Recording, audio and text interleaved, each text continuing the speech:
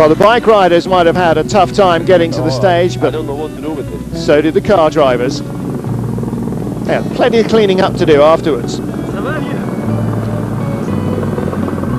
Mais quel bordel! À Tantan, t'as vu comme il a plu? Sur la route. Hein? Sur la route, c'est la folie. C'est pas froid du tout, mais t'as vu le vent de sable en partant de Tantan? C'est assez étonnant, on a déjà vu un petit peu de... So rare to see rain like this, said Stefan Peter-Hansel. I've had it in Tunisia before, but never on the Dakar. En Mauritanie, on n'a jamais vu ça. With a high-speed special expected, this was no time for visibility problems. Cleanliness is next to godliness for a Dakar driver, even if you have to do it yourself. Plus, those vital few kilos scraped off might just help the top-end speed, and today was going to be all about pace.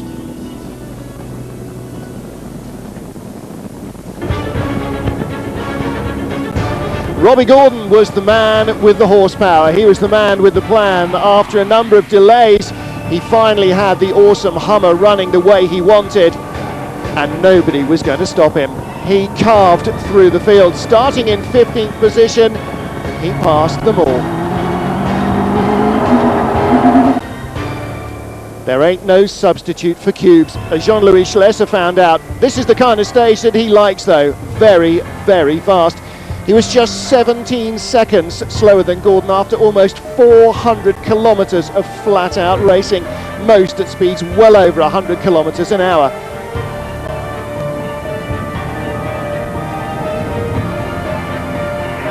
Vercol passe.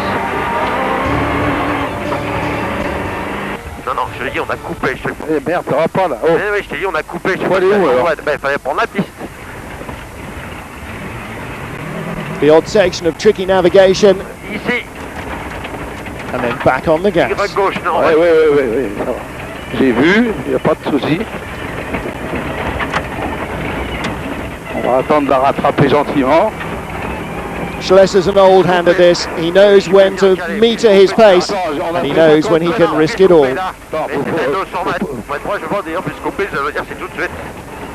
as so often, the co-driver is key. Je sais bien, mais comme on n'a pas fait le gauche, Ah, là, t'es dans recalé, là. 300 mètres, oui, je suis calé.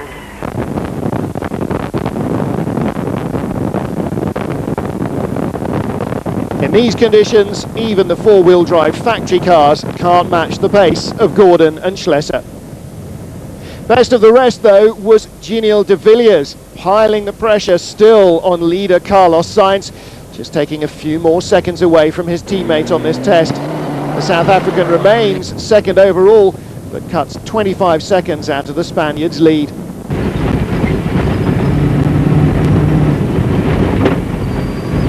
Sainz seems able to produce the goods in any conditions. He retains his lead, and he certainly won't see Gordon or Schlesser as any real overall threat. His focus on the other Volkswagens and those Mitsubishis. 150 mètres, cuvette de danger dans l'ouest. Ici.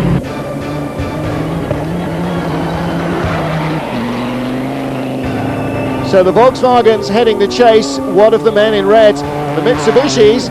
Well, Stefan Peter-Hansel averaged 157 kilometres for the first hour, and yet he was only sixth quickest to the checkpoint. He lost another half minutes today to Sainz. The Mitsubishis, it seems, just can't close the gap. Maybe they need some really tough going.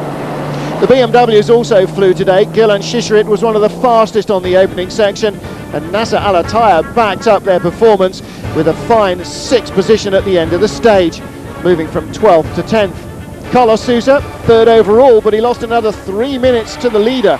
The Portuguese is, however, at the tail of the Volkswagen 1, 2, 3 on the leaderboard. Luke Alphon, has he got anything left in reserve after today? No, he says, we had our foot to the boards. I can't believe they were so fast. Mitsubishi need something to change on the Dakar. But for Mark Miller, Volkswagen and the rest of the Tuaregs, it's all going surprisingly well. Gilles Chicherit charging early in the stage. Yesterday he looked like a World Rally Championship driver on the tight stages in the mountains, throwing the car around with abandon. Today, on stages that a World Rally Championship will never see, he was also carving through the order. That's Nani Roma's factory Mitsubishi. There goes the semi-works BMW. He left him for dead. But Chicherit, who's put in a stunning performance so far this year, paid the price. In the end, just one little push too far. The car barrel rolled into destruction. He is okay, but the car is out. And Christoph Holovic, another former World Rally Championship occasional, 18th overall after a good day today. He finished in 10th place on the stage in his Nissan. Hiroshi Masuoka stopped, and he spent a lot of time underneath the car. He really has attracted more trouble than any other Mitsubishi. Yesterday alone, 3 punctures. Today, another clutch failure.